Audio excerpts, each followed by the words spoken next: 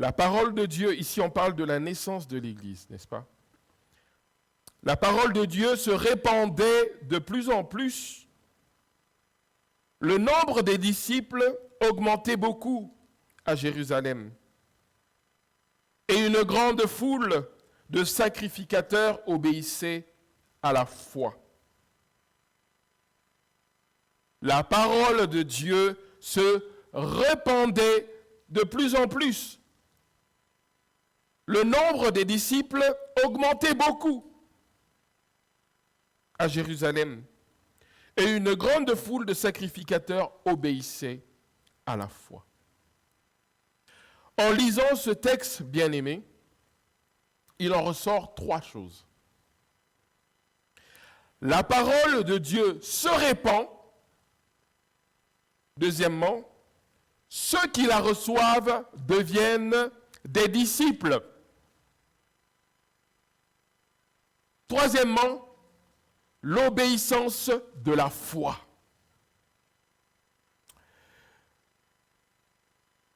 Le Seigneur Jésus-Christ est pour nous tous ici rassemblés notre Sauveur. Il est notre Seigneur parce que nous avons accepté que ce soit lui qui vienne prendre place dans notre cœur, c'est-à-dire le siège de nos pensées. Et que dans nos pensées, que ce soit les pensées du Seigneur qui aient le dessus sur nos pensées. Il règne sur nos pensées. Il nous guide dans notre manière de vivre. Il est Seigneur. Cependant, il y a une réalité. Il y a une réalité dans laquelle la foi en Christ doit nous conduire, ou je dirais même devrait nous conduire. Lisons dans Matthieu chapitre 8 au verset 23.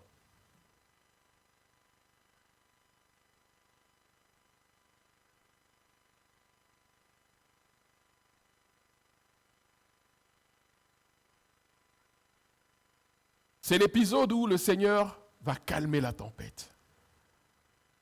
Il doit voyager. Alors, qu'est-ce qu'il est dit? Il est dit qu'il monta, donc le Seigneur monta dans la barque et ses disciples le suivirent. Le Seigneur monte dans la barque et ses disciples le suivirent.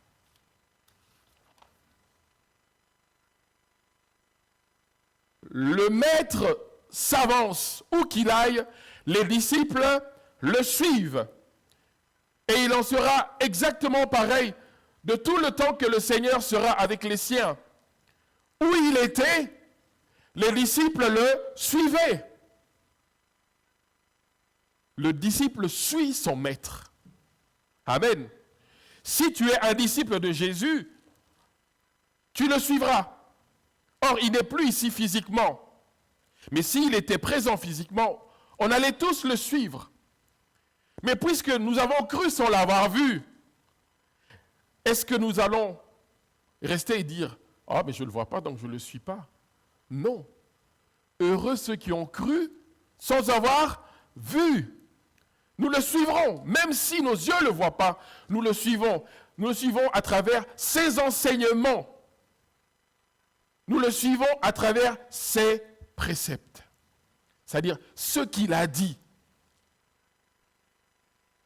Il se trouve beaucoup de gens qui sont dans l'Église, mais qui ignorent ce qu'il a dit.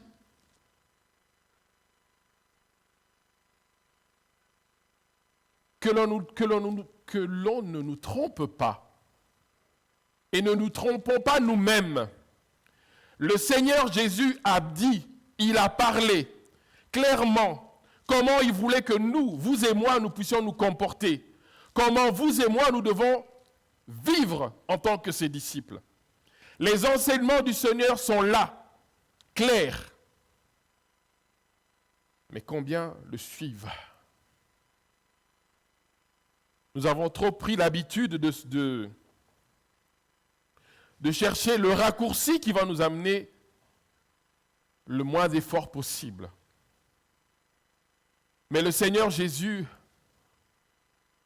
ne dit-il pas que celui qui m'aime prenne sa croix et me suive. Moi, je ne vous dirai pas le contraire de ce que le Seigneur a dit. Je vous le dirai tel que c'est. Que ce soit dur ou pas. Mais c'est ce que le Seigneur a dit. Et ça doit être connu. Tout en sachant que le Seigneur est maître. Et c'est le Seigneur qui nous conduit, nous tous. C'est le Seigneur qui nous prend par la main. C'est dur, mais c'est lui qui nous conduit et nous fait surmonter la difficulté. Et il n'appartient pas aux hommes de diluer ce que Dieu a dit dans le but de plaire aux autres. Oh non. Oh non, certainement pas. La vie chrétienne n'est pas une vie en rose, c'est-à-dire une vie où on vous promet la richesse, les bontés, tout ce que vous voulez. Oui, avec le Seigneur, nous les obtenons. Mais il y a une croix à porter. Amen. Il y a une croix à porter. Il y a une croix à porter. Tout en sachant que lors de notre parcours terrestre, nous avons le Seigneur avec nous. En Matthieu 28, lors des au revoir, il l'a promis. Je serai avec vous jusqu'à la fin des temps. Amen. Je serai avec vous jusqu'à la fin des temps. Quelle promesse glorieuse, puissante. Peu importe ce par quoi je passe, ce n'est pas moi qui l'ai dit. Jésus a dit à ses disciples, après leur avoir donné ce qu'ils devaient faire, ce à quoi ils devaient obéir, il leur dit, je serai avec vous. Je serai avec vous jusqu'à la fin des temps. Alors, qu'est-ce qu'un disciple? C'est quoi un disciple de Jésus? Aujourd'hui, en 2021, juillet 2021, qu'est-ce qu'un disciple de Jésus-Christ? À quoi on le reconnaît? Puisque de ce temps-là, il suffisait aux gens de regarder et d'entendre, de dire, ah, ceux-là, ce sont les disciples du Nazaréen. C'était clair. Mais aujourd'hui, en juillet 2021, à quoi ressemble un disciple de Jésus? Est-ce que, en juillet 2021, je suis un disciple de Christ ou juste un croyant? Es-tu un disciple ou une disciple de Jésus-Christ? Ou simplement un croyant, quelqu'un qui a cru à une histoire et dit « Ah, c'est une belle histoire, j'y crois ». Quel est le niveau de ma relation avec le Seigneur Jésus-Christ? Dans une échelle de 1 à 10, je dirais même plus, dans une échelle de 0 à 10, quel est le niveau de ma relation avec Jésus-Christ? Niveau 1, niveau 0, niveau 5, niveau 7, niveau 8.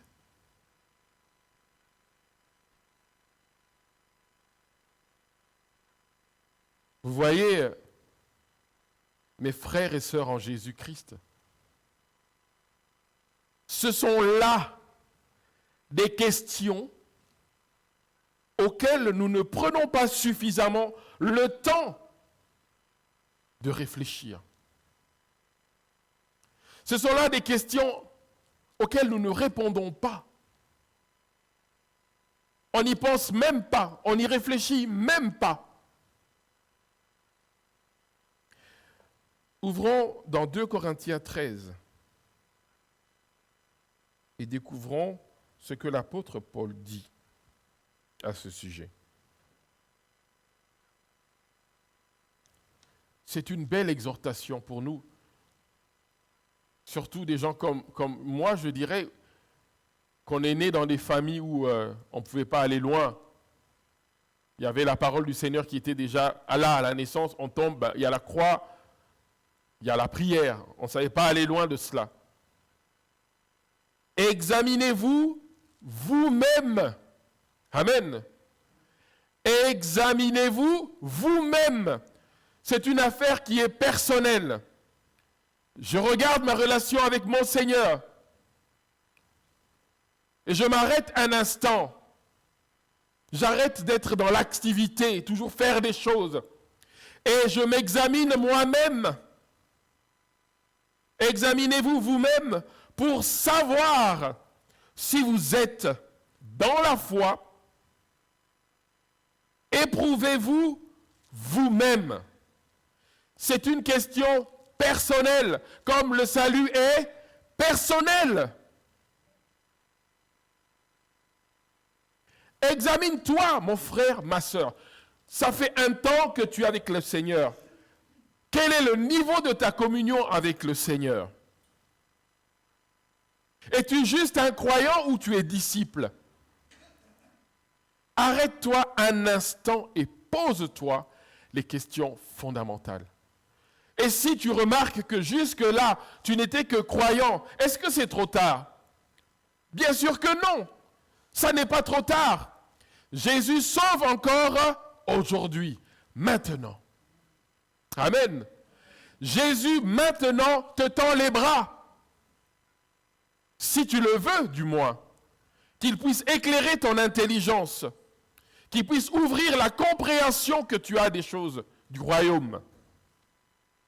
Si tu le veux, tu l'obtiens du Seigneur. Alors demande. Alors demande. Et tu recevras. Nous demandons souvent, donne-moi un vélo, donne-moi un véhicule, donne-moi un travail. Donne-moi une vie de prière que je n'ai pas. Qui demande cela une fois? Seigneur, donne-moi d'avoir une conscience apaisée. Seigneur, donne-moi de m'évaluer avec droiture et justesse. Donne-moi de remettre en question mon cœur, car je n'y arrive pas, moi-même. Éprouvez-vous vous-même. Ne reconnaissez-vous pas que Jésus-Christ est en vous? C'est la question que le Seigneur nous pose ce matin. Il nous pose à nous tous. Ne reconnaissez-vous pas que Jésus-Christ est en vous? À moins peut-être que vous ne soyez réprouvés. C'est-à-dire que vous ne faites pas partie de ses enfants.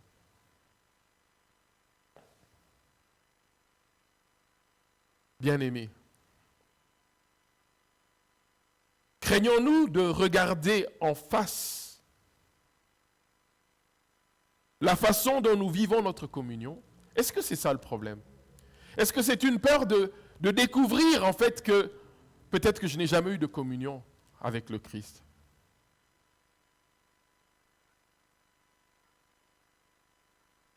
Peut-être avons-nous peur d'être repris par le pasteur ou par les membres de la famille. Mais laissez-moi vous dire, ce n'est pas une question de pasteur, ce n'est pas une question des membres de la famille, c'est la question de mon salut, de mon éternité. Alors ce n'est pas un souci que de me remettre en question pour revenir sur le bon chemin, le chemin dans lequel le Seigneur me veut. Que le pasteur me pointe du doigt, « Hey, toi tu ne viens pas au culte », ce n'est pas là le problème. Le problème est que j'ai proclamé quand je me suis fait baptiser que « Seigneur, tu es l'amour de ma vie, tu es celui que j'aime de tout mon cœur, de toute mon âme ». Mais alors qu'en réalité, non, il n'en est rien. Si c'est ça la peur, laissez-moi vous dire, remettons-nous en question. Quitte à ce qu'on va trouver va peut-être nous faire mal, mais c'est pour un bien, c'est pour revenir en communion avec le Seigneur. Amen. Vous savez pourtant, les paroles du Seigneur Jésus-Christ sont claires. Et dans tout ce que Jésus dit, le constant est le suivant. Notre relation avec lui est primordiale.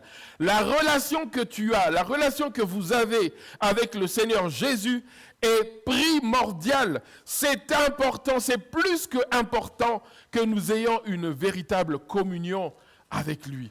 C'est important. Si nous ne sommes arrivés au niveau 1, ce n'est pas grave. Persévérons. Persévérons. Comme l'on dit, n'est-ce pas, Rome ne s'est pas faite en un jour. C'est-à-dire qu'on est dans une relation. Et même dans les meilleures relations entre nous, êtres humains, on apprend à se connaître. Et on évolue, n'est-ce pas? Un pas à la fois. Un pas à la fois. Et on avance. Un pas à la fois.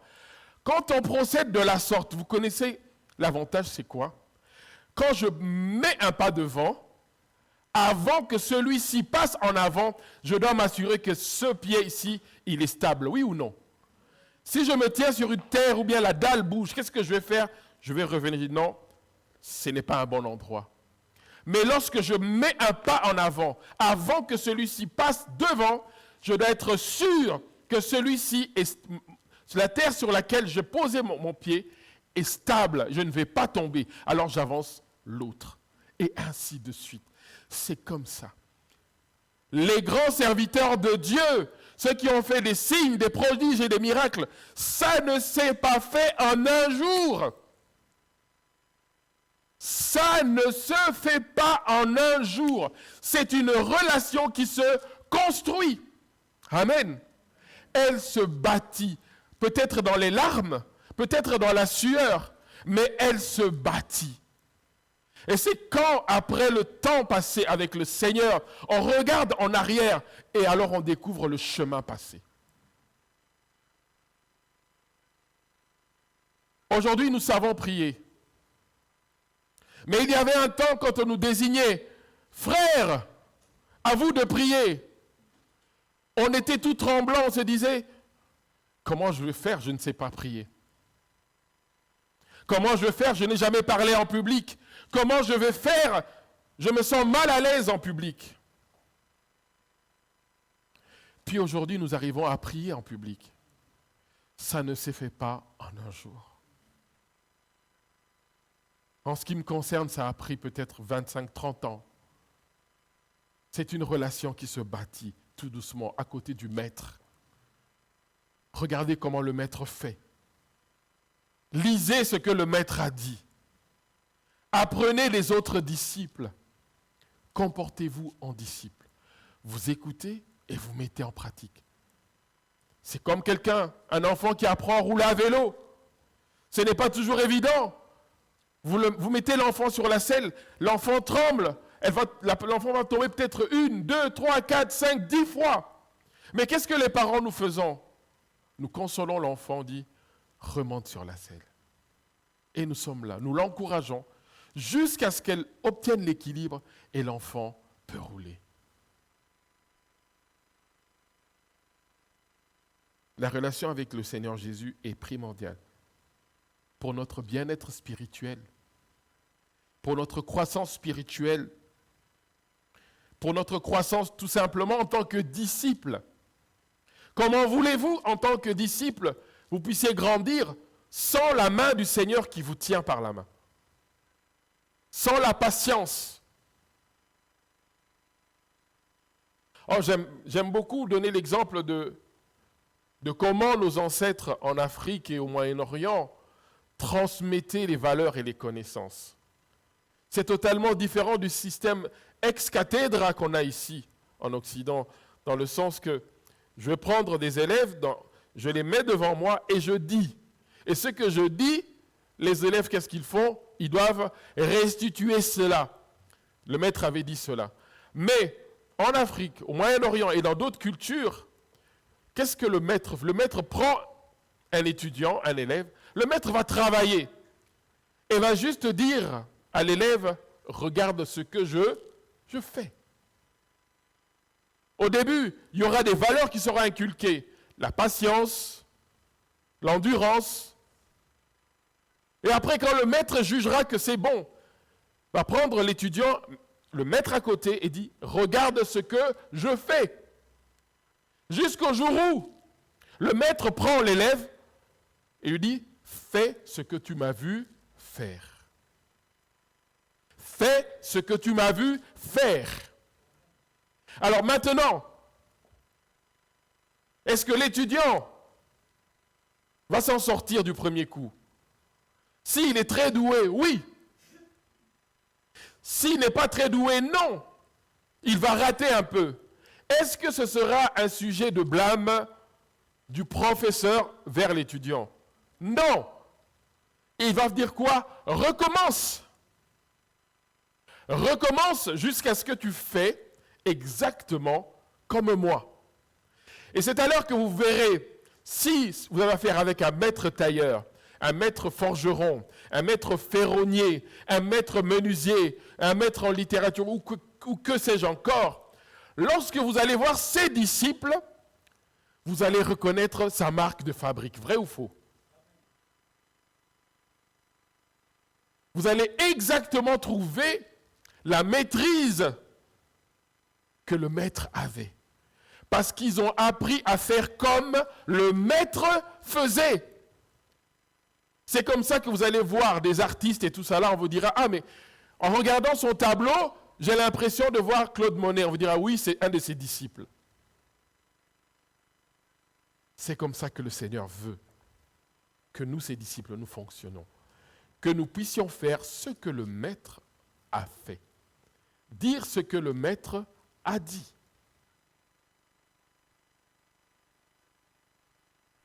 Les disciples.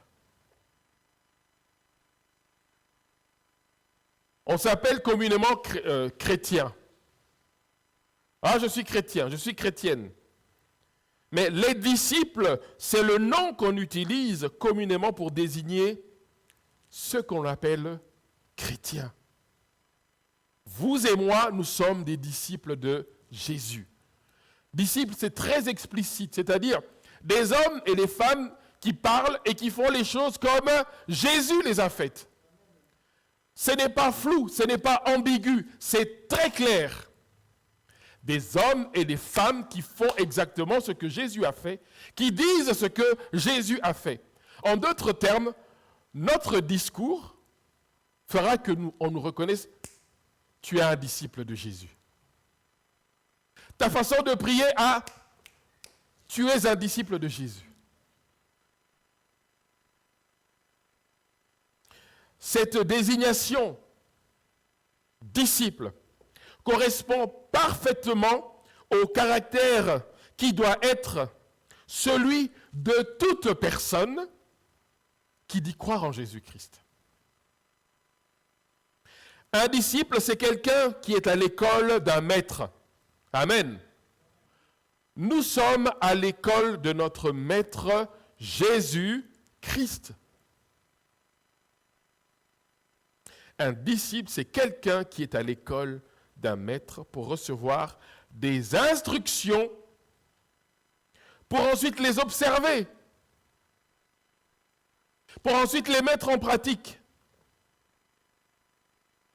Demeurer dans la parole de Christ, c'est l'écouter, c'est la recevoir comme la référence. Amen. Comme la référence de ma vie. Ce matin, je crois que vous et moi ici, nous avons reçu une parole qui a fondé notre foi, une parole que nous tenons comme référence de notre vie. Quelle est la tienne? Ce n'est pas possible. Il y a une parole que vous avez reçue dans votre vie. Et quand vous l'avez entendue, c'est comme si le ciel s'est ouvert. Il peut en avoir une ou plusieurs. Et ces paroles sont devenues la référence de vos vies. La mienne, je veux vous la dire. Fais de l'Éternel tes délices. Et il te donnera tout ce que ton cœur désire. Amen. C'est la parole que j'ai gardée comme la référence pour ma vie. Et laissez-moi vous dire, pour ceux qui pensent que la vie chrétienne est facile. Cette parole, je l'ai reçue pendant des moments très pénibles, très difficiles. Je l'ai reçue comme une bouée de sauvetage qui me disait, fais de l'Éternel tes désirs, tes délices, et je te donnerai ce que ton cœur désire. Mais comment pouvez-vous faire de l'Éternel ses délices quand vous êtes dans l'abattement profond? Quand vous n'avez envie de rien? Au premier abord, on regarde cette parole comme inutile. C'est comme si on se moque de moi. Je n'ai pas la force pour ça. Mais pourtant, si, c'était la bouée que le Seigneur, qui avait vu les souffrances, vu la dépression, il renvoie cette bouée de sauvetage. Dès le moment que mon cœur a reçu cette parole, c'est-à-dire dès le moment que mon cœur l'a acceptée et que cette parole m'a conduit dans le faire, j'ai commencé à voir le relèvement. Le relèvement. Le relèvement. Est-ce que c'est venu comme ça? Non. Il y avait des larmes et des sueurs. Mais ne jamais lâcher la main de Dieu. Amen. N'abandonne jamais. Mon frère, ma soeur, je te livre un secret. N'abandonne jamais. Ne lâche jamais la main de Dieu. Prends l'exemple de David. Il est un roi. Le prophète vient le oindre et dit, tu deviens le roi à la place de Saül. Est-ce qu'il a régné immédiatement? Qui peut me dire combien d'années il a attendu? Combien? Hein? Voilà. Tu es ou un roi, tu as accès à la royauté, tu as tout, la promesse. Tu peux même te prendre une fausse couronne et te regarder dans le miroir et dire, je suis roi. Mais tu ne règnes pas. Pendant 17 années. Et si ce roi avait dit, oui, ça fait 5 ans que j'attends, ça fait 10 ans que j'attends, ou bien ça fait 16 ans que j'attends, cela ne sert à rien. Je laisse tout plaquer. Cette histoire-là, c'est une fausse promesse. Je m'en vais. Mais à la 17e année, c'était l'année proclamée par Dieu, où il montait sur le trône. Bien souvent, nous sommes si près du but, et le découragement vient nous gagner, et nous disons, à quoi bon? Il n'y a de Dieu sinon que Dieu lui-même. Amen. Il n'y a aucun autre Dieu sinon l'Éternel Dieu. Et il est ton Dieu. Je vous dis, vous savez Satan, nous lui donnons la belle part pour dire que non, Satan a piégé, Satan tourmente, Satan va tuer, Satan va faire ceci. Vous en êtes sûr? Est-ce que vous êtes sûr que Satan a toute cette puissance-là? En réalité, il n'en a aucune. Satan n'a aucune autorité sur ceux qui sont à Jésus. Ni de près, ni de loin.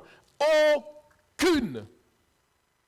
Ce sont nos peurs, notre incrédulité, qui ne lui donnent même pas la puissance, mais l'accès de nous nuire. L'accès de tenter.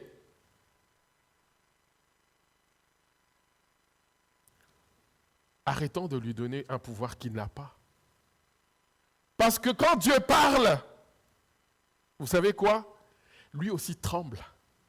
Amen. Il tremble, pourquoi? Parce qu'il reconnaît que c'est l'Éternel qui parle. Et il se tient à carreau.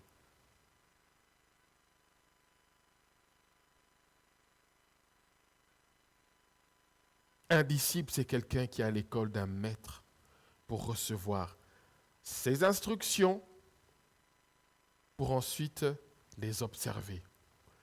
Depuis que tu es chrétien ou chrétienne, quelles sont les instructions que tu as reçues? Tu en as sûrement reçu. Les as-tu observés? Si tu les observes, continue. Tu fais bien. Tu ne les observes pas en vain. Au temps fixé par l'Éternel Dieu, tu élèveras la voix et des cris de joie monteront de ta bouche.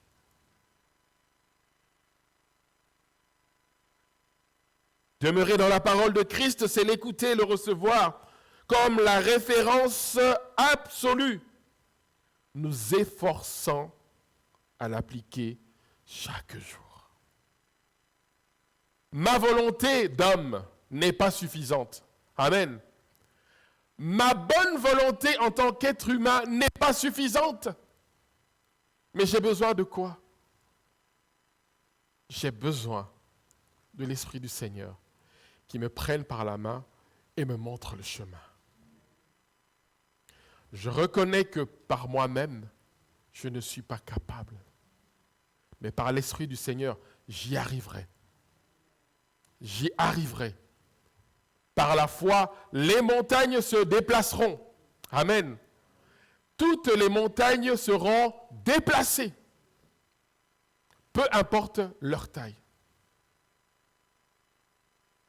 Alors, si nous comprenons bien la parole de Dieu, nous constatons que la vie de disciple débute par un acte de foi.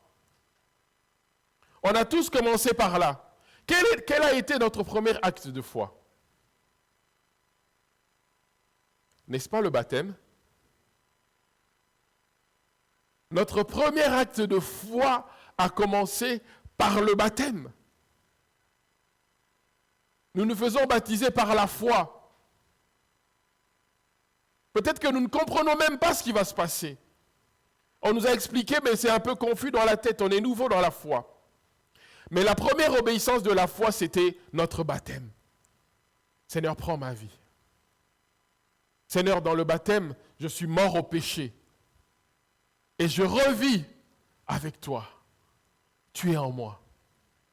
Je t'accepte comme le Seigneur et Sauveur de ma vie. Par la foi.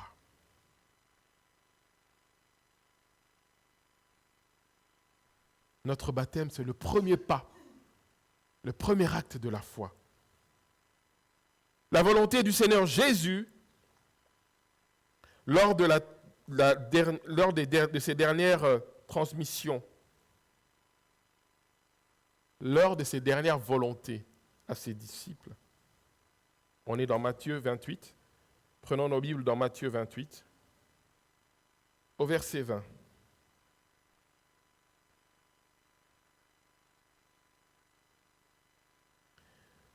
« 19. Allez, faites de toutes les nations des disciples, les baptisant au nom du Père, du Fils et du Saint-Esprit, et enseignez-leur à observer tout ce que je vous ai prescrit. Et voici, je suis avec vous jusqu'à la fin du monde. » Il y a deux choses ici qui sont essentielles dans la vie d'un disciple de Jésus-Christ. La première, c'est de chercher à connaître les préceptes, les instructions, les enseignements, la loi de son maître et de méditer ses paroles. La deuxième chose, c'est observer, c'est mettre en pratique ce qu'il prône, ce qu'il enseigne, avec persévérance, en y engageant toute notre intelligence, tout notre corps, toute notre force. Si notre foi n'est que parole, nous nous trompons nous-mêmes, comme le dit Jacques, chapitre 1er, verset 22. Si notre foi n'est que bla, bla, bla, bla, bla, parole, nous nous trompons nous-mêmes. Alors je pose la question, sommes-nous disciples de Jésus? Qui est disciple de Jésus? Nous sommes disciples de Jésus. Vous n'êtes pas disciple de Jésus dans le fond? Si vous l'êtes, puisque vous êtes là. Sinon, vous ne seriez pas ici. Amen. Sinon, vous seriez chez vous à faire autre chose. Le Seigneur Jésus nous dit ceci. Allez, faites de toutes les nations des disciples, les baptisant au nom du Père et du Fils et du Saint-Esprit, et enseignez-leur à observer quoi? Tout ce que je vous ai prescrit. Tout ce que je vous ai prescrit. Qu'est-ce que le Seigneur a prescrit? Lisez la parole du Seigneur. C'est très clair là-dedans. Commencez par les évangiles, allez dans l'Ancien Testament. Tout est clairement retranscrit.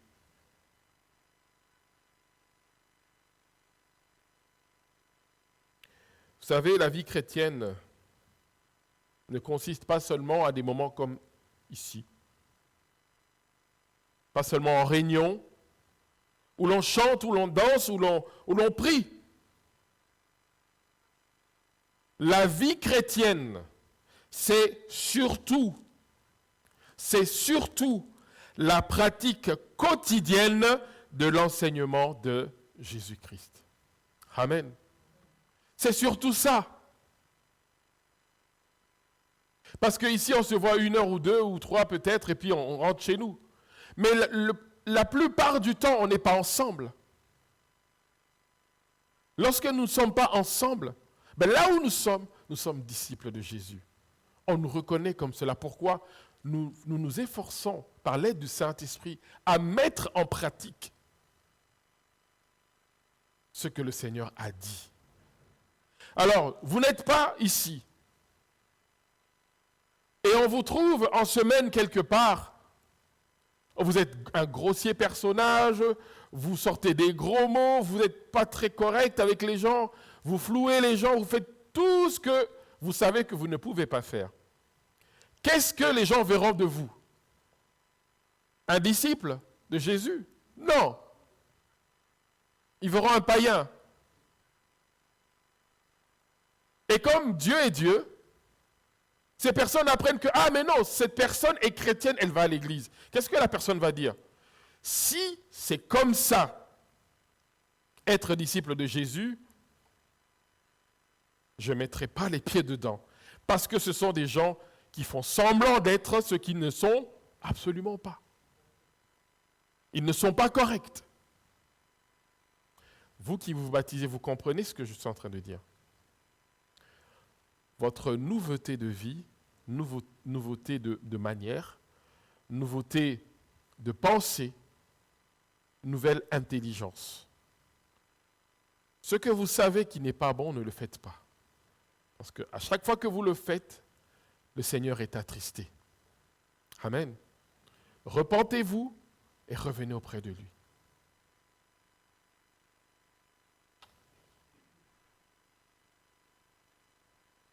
Nous entendons très souvent dire, nous allons terminer, que la loi de Christ est une loi d'amour. On entend beaucoup parler de l'amour dans les églises. Dieu est amour. La loi de Dieu, c'est l'amour, l'amour, l'amour, l'amour, l'amour, l'amour, l'amour. Mais l'amour, ce n'est pas comme cet objet que je dis, que j'aime mon objet. Ce n'est pas pour dire que je suis attaché à telle ou telle chose. Je suis attaché à telle ou telle personne et j'attends que cette personne puisse faire exactement la même chose avec moi. Très souvent, nous entendons dire que la loi de Christ est une loi d'amour. Or, le Seigneur lui-même définit ce que c'est, ce qu'il entend par là. Jean 14, au verset 23.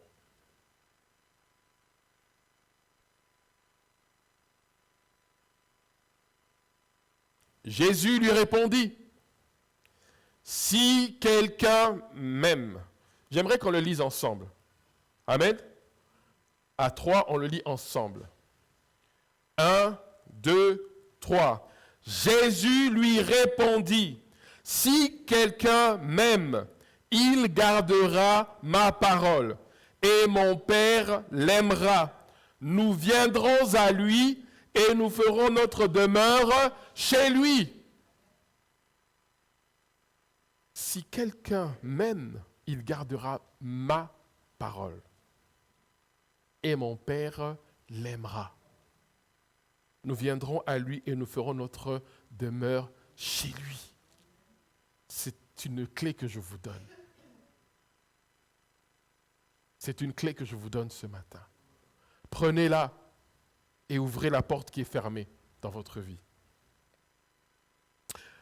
Enfin, voici les 3 traits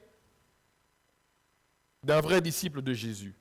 Le premier trait, c'est le suivre et demeurer dans sa parole. Le suivre et demeurer dans sa parole.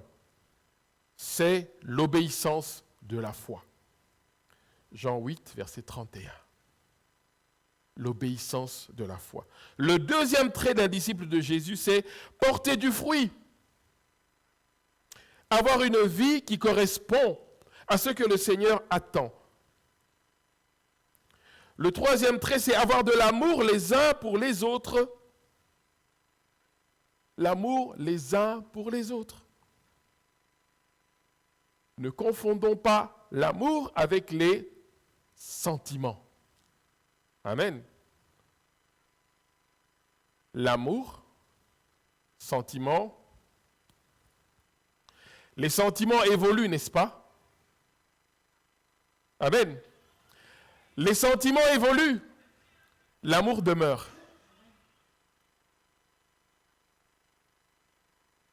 On va attendre un peu.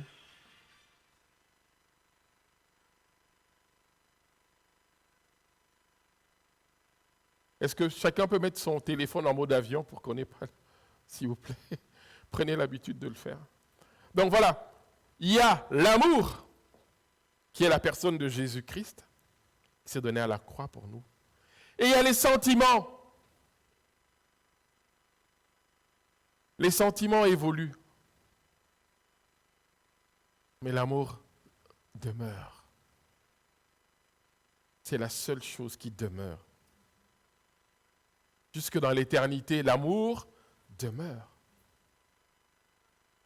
Nos sentiments, ils évoluent en fonction des circonstances de nos vies, en fonction de nos humeurs, en fonction que je suis bien, je ne suis pas bien. Nos sentiments évoluent.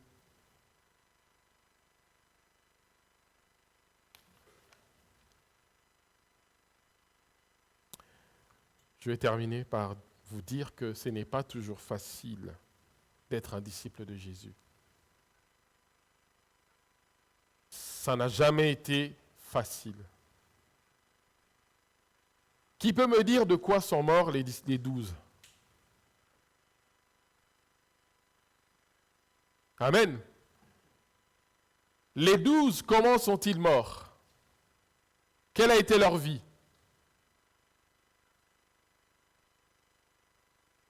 Les 12 disciples de Jésus sont morts de mort violente, à part les 11 sont morts. Il y a 11 qui sont morts de mort violente, sauf Jean. Mais on oublie de dire que Jean, il avait été ébouillanté avec de l'huile chaude. Amen. C'est la vie en rose, n'est-ce pas? Il a été ébouillanté avec de l'huile qu'on avait chauffée à blanc. On voulait le tuer, mais il a survécu. C'est le seul qui est mort avec des cheveux blancs de vieillesse. Tous ont été tués de manière violente. Il y a de ceux qu'on a dépecés, donc on a enlevé la peau de leur corps. Il y a de ceux qu'on a crucifiés la tête en bas. Il y a de ceux qu'on a décapités et j'en passe. Il y a de ceux qu'on a ébouillantés. Pourquoi? Parce qu'ils avaient pris une décision. C'est que quoi qu'il advienne, ils vont témoigner. Ils vont témoigner ce qu'ils ont entendu du Maître. C'est vrai que la vie chrétienne, la vie de disciple n'est pas facile, mais nous avons une promesse, c'est que Dieu est avec nous. Amen. Dieu est avec nous et il sera avec nous jusqu'à la fin des temps. Il nous dit qu'il y a une croix à porter, c'est vrai. La croix que nous devons porter, c'est quoi? C'est nous rappeler qu'il y a des efforts à fournir. Nous avons une part à donner, nous avons une responsabilité. Dieu bénit, Dieu pourvoit, mais vous et moi, on a une part de quelque chose à donner. Il y a des sueurs, il y a peut-être des larmes, et quelquefois même du sang. Vous le voyez en Iran, n'est-ce pas? Quand vous lisez les nouvelles chrétiennes dans le monde, il y a une explosion de conversion en Iran. Mais est-ce que ça s'est fait facilement? Non. Vous avez suivi pendant des années, on a prié pour tous ces pasteurs qu'on a arrêtés là-bas, qu'on a pendus, qu'on a fusillés, et j'en passe.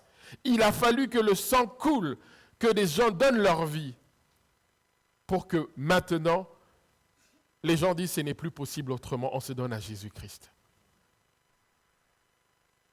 Certes, la vie n'est pas facile, on a une croix à porter. On a des responsabilités par rapport à notre statut de disciple. Il y a un renoncement à faire. N'est-ce pas que Pierre dira au Seigneur Jésus, voici, maintenant, nous avons tout abandonné pour te suivre. On a tout laissé, femmes et enfants, travail, pour te suivre. Maintenant, je ne vous dis pas de quitter votre travail. Mais il y a des efforts à fournir. Si le Seigneur est exigeant envers ses disciples, il leur assure de grandes bénédictions. Il nous assure d'être présents. Il nous assure que nous allons comprendre les choses du royaume qui doivent arriver. Il nous donne cette assurance que nous serons exaucés dans nos prières. Et il nous donne une place avec lui, auprès de lui, dans le ciel. Nous qui sommes ses disciples, apprenons à observer ce qu'il a dit, ce qu'il a recommandé. Que Dieu vous bénisse tous. Que la paix du Seigneur soit avec vous. N'ayez crainte de ce par quoi vous êtes en train de passer peut-être. Le Seigneur a promis. Ce n'est pas moi qui promets, c'est lui qui a promis. Or, lui n'est pas un menteur. Dieu n'est pas un menteur. Ce qu'il le dit, il accomplit. Amen. Disciples du Seigneur, ne crains rien. Le temps viendra où nous paraîtrons devant lui, où la qualité de notre service sera jugée devant lui. Mais pour le moment, nous nous remettons au Saint-Esprit de nous conduire selon la volonté de Dieu. Amen.